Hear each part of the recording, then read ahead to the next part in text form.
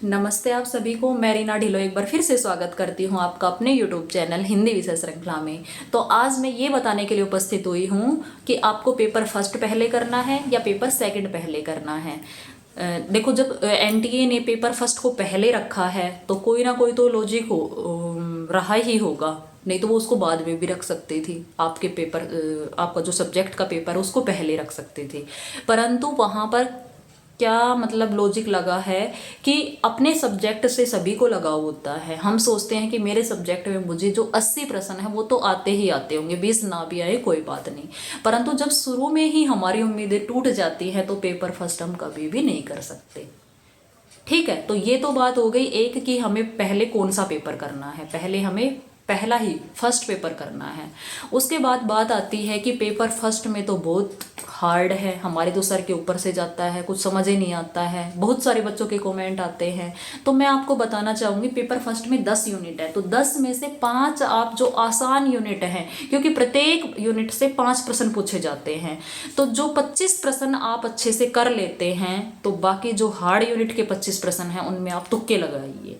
और तुक्के भी कैसे लगाने हैं, आपको सभी कॉलम में एक ऑप्शन भरना है, चाहे आप BB भरें, चाहे CC, चाहे DD, चाहे AA। ठीक है, तो पहले जो आपको आते हैं वो कर लीजिए, बाद में तुक्के लगा दीजिए। और तुक्के लगाने की ट्रिक भी मैं आपको बता देती हूँ। ज़्यादातर जो क्वेश्चन होते हैं उनमें ऑप्शन ठीक C होता है, ज़्यादातर ऑप्शन C ठीक होता है। मैंने इतने सारे कॉम्पिटिटिव एग्जाम दिए हैं और देखा भी है कि जो ऑप्शन C है वो सबसे ज़्यादा मिलता है आंसर में।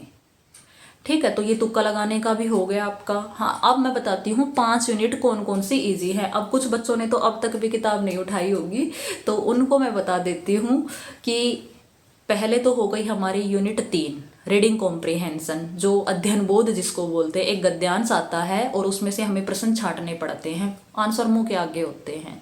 तो यूनिट 3 कर लेंगे। उसके बाद में हम कर लेंगे यूनिट 5 मैथमेटिकल रीजनिंग। उसमें इतना मतलब बिना पेन कॉपी लिए ही आप लॉजिक लगाकर उन प्रश्नों के उत्तर ठीक कर सकते हैं। एक DI वो भी बड़ी इजी आती है। मान लीजिए उसमें आपको 2 नहीं भी आते हैं परंतु 3 तो आप कर ही सकते हैं।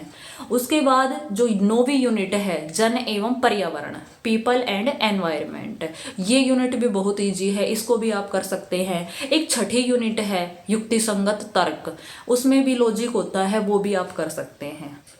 उसके बाद में जो हमारी हार्ड यूनिट बचती है, एक तो शिक्षण, दूसरी अनुसंधान, और भाई तीसरी हमारी ICT, और चौथी हायर एजुकेशन। ये जो 4 यूनिट हैं ये आप पर बहुत भारी पड़ने वाली हैं, इनसे आप दूर ही रहिए।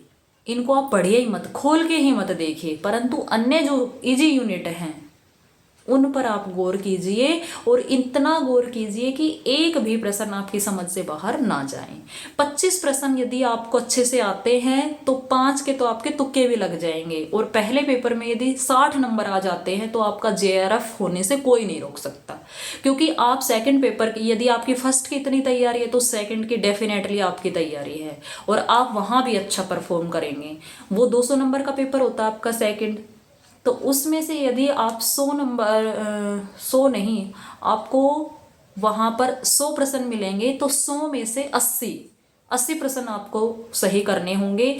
मान लीजिए 200 में से 160 नंबर, 200 में से 160 नंबर आ जाते हैं और उसमें 60 आ जाते हैं, तो आपका JRF कोई नहीं रोक सकता, क्योंकि 200 से ऊपर जिसके नंबर आ जाते हैं उसका JRF 100% क्वालिफाई हो जाता है। ये लिखवा लो मेरे से कि यदि आपने 200 नंबर ले लिए 300 में से तो आपका JRF क्वालिफाई हो जाएगा।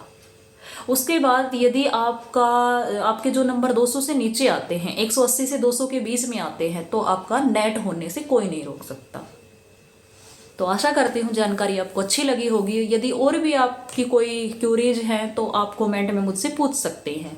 और यदि आपको वीडियो अच्छी लगती है, उपयोगी लगती है, तो चैनल को सब्सक्राइब कीजिए, वीडियो को लाइक कीजिए। धन्यवाद।